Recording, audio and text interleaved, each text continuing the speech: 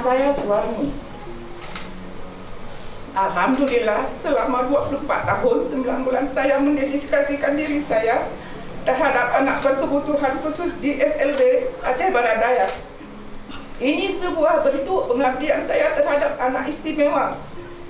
Kebahagiaan saya selalu terpancar ketika kemandirian mereka semakin hari semakin mandiri, yang ditangani dengan kompetensi saya selaku guru pendidikan luar biasa.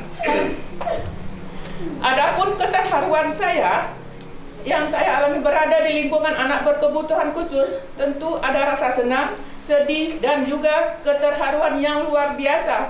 Di balik kekurangan mereka, kekurangan anak didik saya menyimpan potensi yang luar biasa.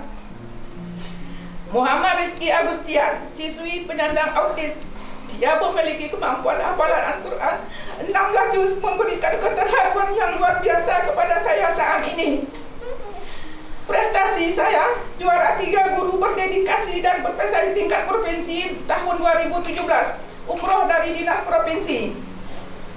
Siswa yang pernah saya bimbing dan dampingi diantaranya juara 1 merangkai bunga tingkat provinsi tahun 2019, juara 2 tata boga tingkat provinsi 2019, dan juara melukis tingkat provinsi 2021.